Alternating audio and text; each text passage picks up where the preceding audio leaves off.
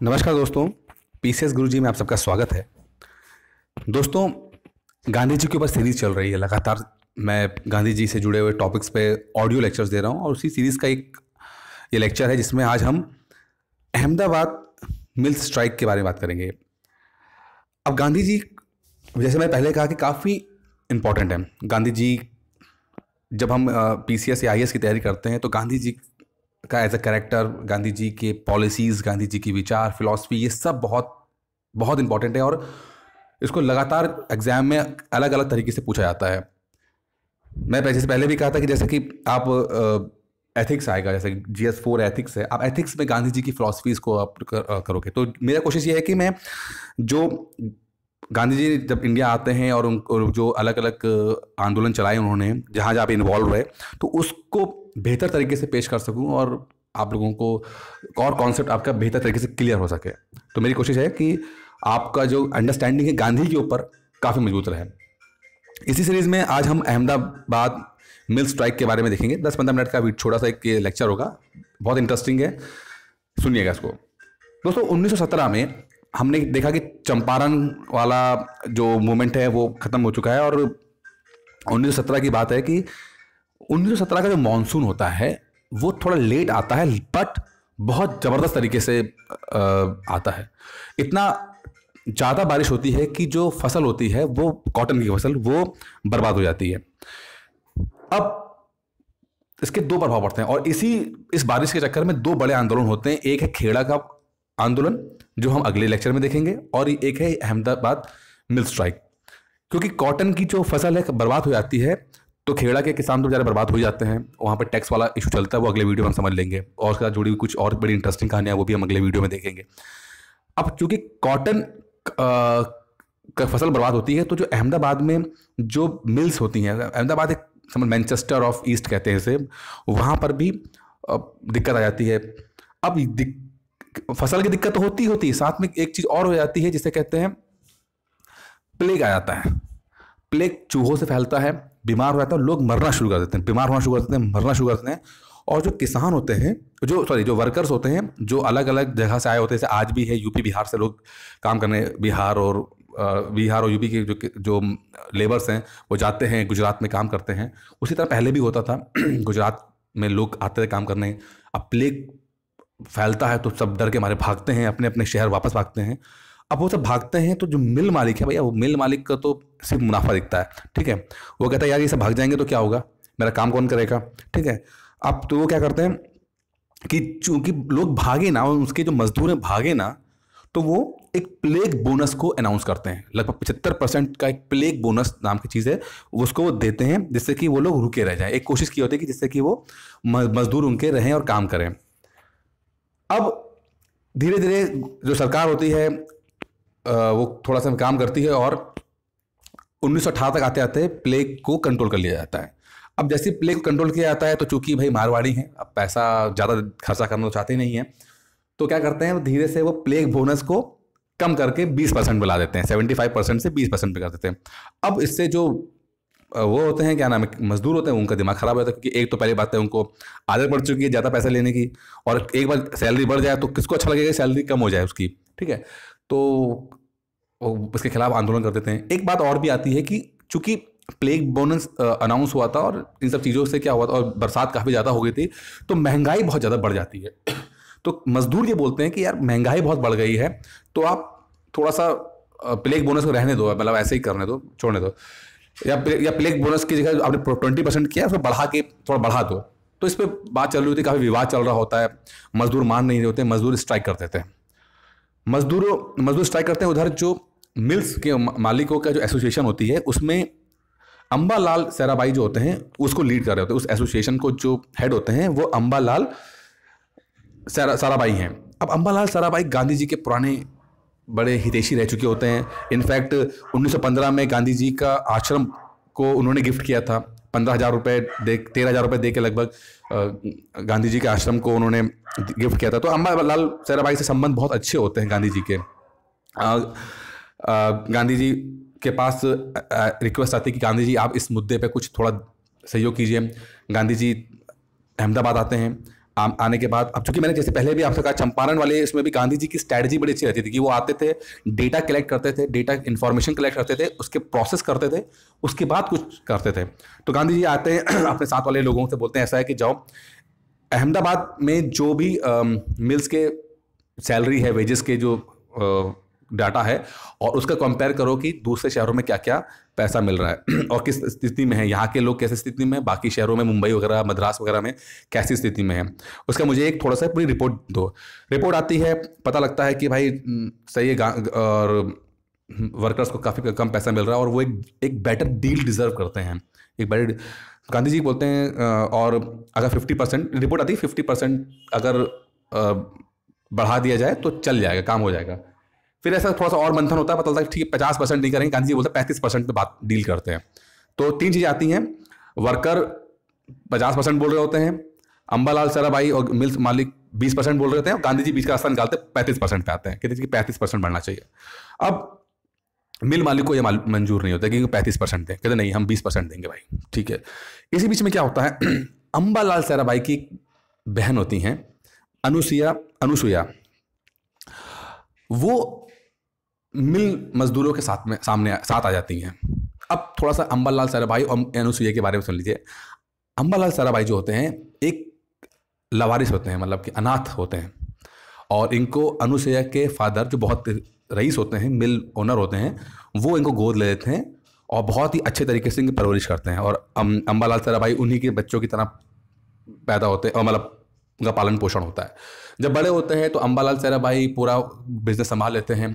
अनुसुईया सब काम हम छोड़ के इंग्लैंड चली जाती है पढ़ने के लिए, वहाँ पढ़ाई करती हैं, और उस समय लंदन स्कूल ऑफ बिजनेस जो होता है, London school of economics and political science नया बना होता है, तो वहाँ पे पढ़ना शुरू कर देती हैं। वहीं पर रह के वो ट्रेड यूनियन के बारे में थोड़ा पढ़ती हैं, समझती हैं, वहाँ से थोड़ा सा वो ज़्यादा समझना शुरू कर देती हैं। इसी बीच में ऑक्सफोर्ड पढ़ने का उनका मन होता है, लेकिन एडमिशन लेने की बात चल रही होती है। इसी बीच क्या होता है, उनकी छोटी बहन की डेथ हो जाती है और उनका मजबूरी में इंडिया आना पड़ता है। इंडिया आके वो देखती हैं और माहौल ऐसा बनता है कि फिर वो जो मजदूर होते हैं, मजदूरों के सपोर्ट में खड़ी हो जाती हैं। इससे पहले भी वो सपोर्ट में खड़ी हो चुकी थी, क्योंकि वो ट्रेड यूनियन अपनी जो लंदन में रही और वहाँ पे जिस तरह से ट्रेड यूनियनिस्ट लोगों से मिली, उससे ये होता है कि उनका भी इस तरह की सोच बन जाता है कि भाई गरीबों को बेटर ट्रीटमेंट मिलना चाहिए, ठीक है। तो अब दो लोग आते हैं, मतलब भाई बहन अलग अलग टीम में आते हैं। भाई अंबालाल साराभाई जो अपनी क्लास को रिप्रेजेंट करते हैं, अपने मिल ओनर्स को रिप्रेजेंट कर रहा है और 20% से ज़्यादा पैसा देने को तैयार नहीं है। और उधर है अनुसुईया पटेल, जो अनुसुईया पटेल दूसरी हैं, अनुसुईया जी हैं, वो मजदूरों के साथ हैं और कहती हैं कि नहीं, इनका बेटर ट्रीटमेंट होना चाहिए। बीच में गांधी जी है, जिनको दोनों भाई बहनों को बीच में एक सुलह करवानी है, ठीक है। तो तीन पार्टियां बन गई हैं। अब काफ़ी कुछ चल रहा होता है इसी बीच में गांधी जी और अनुसुईया जी जितने भी ट्रेड यूनियन जितने भी मजदूर होते हैं, सबकी मीटिंग ऑर्गेनाइज करते हैं। एक शहर से थोड़ा दूर पे एक मैदान होता है, वहाँ पे एक बबूल का पेड़ होता है, बबूल के पेड़ पे रोज़ मीटिंग ऑर्गेनाइज होती है। लोग दूर दूर से आते हैं मीटिंग सुनने, गांधी जी के लेक्चर सुनने के लिए आते हैं, भाषण सुनने के लिए आते हैं। और गांधी जी वहाँ पे लेक्चर दे रहे होते हैं, सबसे बोल रहे होते हैं कि हमें क्या करना है, क्या नहीं करना है। छोटे छोटे लीफलेट्स होते हैं, जो पर्चे होते हैं, वो बांटे जा रहे होते हैं पब्लिक के बीच में कि आपको शांति बना के रखनी है, वायलेंस नहीं करना है, हिंसा नहीं करनी है, और किसी तरह का भी कुछ गड़बड़ नहीं करना है, जुआ नहीं खेलना है, फैमिली के साथ समय देना है। क्योंकि अब आप काम नहीं करते हो तो इसका मतलब नहीं जो फ्री टाइम है उसमें आप जुआ खेलना शुरू कर दो, दारू पीना शुरू कर दो। इस तरह का एक इनको मॉरल टीचिंग भी दी जा रही होती है। इसी बीच में एक और कैरेक्टर है जो आपने नाम सुना होगा, शंकर लाल बैंकर होते हैं, वो ट्रेड यूनियनिस्ट होते हैं, वो भी बहुत ज़्यादा एक्टिवली पार्टिसिपेट करते हैं इस चीज़ों में, और चल रहा होता है सब कुछ। अब इसी बीच में कई दिन हो जाते हैं, बात चल रही है, उधर से कुछ डील फाइनल नहीं हो पा रही है, बात चल रही है। धीरे धीरे क्या होता है कि जो वर्कर्स होते हैं उनका, भाई मजदूर तो मजदूर ठहरा, ज़्यादा चीज़ें समझता नहीं है वो लोगों को लगता है कि यार ये सब चीज़ें फालतू चीज़ें हो रही हैं। और गांधी जी आते हैं और अनुसुईया जी आती हैं, अपनी कार में आती हैं, मस्त होकर भाषण देती हैं, चली जाती हैं, हमारे बच्चे भूखे मर रहे हैं। तो क्या हुआ, धीरे धीरे जो गैदरिंग होती है मीटिंग की, वो कम होना शुरू हो जाती है। जहाँ पहले दिन में हज़ारों लोग आए थे, घट के कुछ 100 ही लोग बचते हैं। गांधी जी को लगता है कि ये तो गड़बड़ हो रही है, तो एक अपने टीम को भेजते हैं कि जब पता लगाओ कि पब्लिक को क्या दिक्कत हो गई, भाई ये आ क्यों नहीं रही है लोग। तो जो उनकी टीम जाती है तो वहाँ पे बात करती है, तो पता लगता है कि लोग कहते हैं कि यार गांधी जी और अनुसुईया जी को क्या, वो तो कार से आते हैं मीटिंग करते हैं हम और क्लास चले जाते हैं, हमारे बच्चे भूखे मर रहे हैं और हम तकलीफ में हैं, गांधी जी और उनको क्या एहसास इस चीज़ का। ये बात जब गांधी जी का पहुँचती है तो गांधी जी को बहुत बहुत हर्ट फील करते हैं, बहुत बहुत दुखी होते हैं। उनको पहली बार रियलाइज़ होता है कि यार सच्चाई कितनी ज़्यादा क्रूर हो सकती है। फिर वो डिसाइड करते हैं कि कुछ इस आंदोलन को तेज करना चाहिए, क्योंकि ऐसे स्लो स्पीड में चलेगा तो ये फिर ये जितने भी हैं वर्कर हैं टूट जाएंगे। ठीक है। तो गांधी जी डिसाइड करते हैं कि वो अनशन करेंगे, फास्ट करेंगे। और ये पहला मौका होता है जब गांधी जी अपनी मांगों को लिए मांग के लिए, किसी डिमांड के लिए अनशन करना शुरू करते हैं। ये पहला मौका है गांधी जी के। बाद में बहुत सारे अनशन उन्होंने किए हैं, लेकिन ये पहला मौका, अहमदाबाद मिल स्ट्राइक पहला मौका है जब गांधी जी ने अनशन किया। और अपने जितने भी 10,000 जो वर्कर्स थे उनको बोलते हैं कि मैं आपके लिए, मैं भूखा इसलिए रहूँगा कि आप लोग का मोरल ना टूटे, आप रहिए। अब जब अनशन करना शुरू करते हैं तो एक बार से फिर से पब्लिक की सिंपैथी और पब्लिक का सपोर्ट बढ़ जाता है। अब जब पब्लिक का सपोर्ट बढ़ जाता है तो जो मिल ओनर्स हैं इनके अंदर भी खलबली मच जाती है। ठीक है। अभी तक जो ढुलमुल रवैया अपना रहे थे ये लोग, तो वो चीज़ें होती हैं और ऐसा होता है कि मिल ओनर्स को प्रेशर में आके, क्योंकि पब्लिक अब ज़्यादा सपोर्ट कर रही थी, जो आम औरतें होती हैं वो सपोर्ट करने पे आ जाती हैं, तो एक अच्छा खासा प्रेशर वाला माहौल बन जाता है। और फिर अंत में जो अहमदाबाद के जितने भी मिल ओनर थे और वर्करों के बीच में एक समझौता होता है और 35% का जो अलाउंसेज होते हैं वो मिलने का राज होता है। जो गांधी जी ने 35% कहा था वो हो जाता है। तो दोस्तों ये पहला मौका था कि इसमें क्या है, 2-3 चीज़ें। पहला मौका था कि गांधी जी ने अनशन किया किसी मुद्दे को लेकर, और ये अभी तक का किसी भी आंदोलन का, इतिहास के आंदोलन में सबसे ज़्यादा जो पे राइज करने का मरा है। गांधी जी ने 35% तक की लोगों की सैलरी बढ़ाई है। आज तक ऐसा कभी नहीं हुआ कि किसी आंदोलन से इतनी ज़्यादा राइज हो गया हो। तो गांधी जी ने वर्ल्ड रिकॉर्ड भी बनाया था। ठीक है। तो और दूसरा कि गांधी जी ने भाई बहन के बीच में जो विवाद चल रहा था उसको भी शांत करके दोनों ही पार्टियों को हंसी खुशी एक तरह का किया। तो दोस्तों अहमदाबाद मिल स्ट्राइक इस तरह से ख़त्म होती है और ये एग्जाम के पॉइंट ऑफ व्यू से बड़ी इंपॉर्टेंट है। कई बार क्वेश्चन आता भी है, खासकर ये चंपारण, खेड़ा और अहमदाबाद मिल स्ट्राइक के बीच में आपको बोलते हैं। तो आपको मैंने कहानी समझा दी है, उम्मीद करता हूँ आपको कहानी ये पसंद आई होगी। अगला लेक्चर जो होगा वो खेड़ा के बारे में होगा। खेड़ा बड़ा और इंटरेस्टिंग है। खेड़ा और वर्ल्ड वॉर 1, इन दोनों के बीच में बड़ा इंटरेस्टिंग है, आपने कम सुना होगा, वो बहुत अच्छी कहानी सुनाऊंगा। वो अगले लेक्चर के लिए तैयार रहिएगा। बाकी दोस्तों ऑनलाइन कोर्स के बारे में जानकारी दे दूं आपको कि यूपी पीसीएस का ऑनलाइन कोर्स हम प्रोवाइड करते हैं। 2019 के लिए नया बैच 1 तारीख से स्टार्ट हो रहा है, 1/12 से स्टार्ट हो रहा है। और इसमें आपको वीडियो लेक्चर्स मिल जाएंगे, आपको पीडीएफ फाइल मिलती है और डेली टेस्ट आपके होते हैं। फीस बहुत ही नॉमिनल है, मात्र 500 रुपीज़ पर मंथ की फीस है। और आप मुझे 8317040152 पे कॉल करके इस कोर्स की जानकारी ले सकते हैं। इससे सस्ता कुछ नहीं मिल सकता दोस्तों। और अगर कोई कोर्स नहीं भी करना है, डिस्कस करना हो, कोई डाउट्स डिस्कस करना हो, तब भी आप मुझे इस नंबर पे कॉल कर सकते हैं।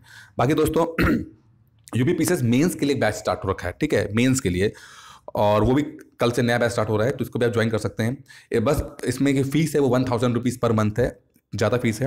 इसमें आपको जितना भी मेंस का सिलेबस होगा सबके आपको लेक्चर्स मिलेंगे, साथ में आपको स्टडी मटेरियल के रूप में पीडीएफ के रूप में मिलते हैं, और आपके टेस्ट होते हैं। टेस्ट क्या होता है, क्वेश्चंस आपको दिए जाते हैं, आप A4 शीट में आंसर लिखते हैं, उसकी फोटो खींच के हमें व्हाट्सएप करते हैं।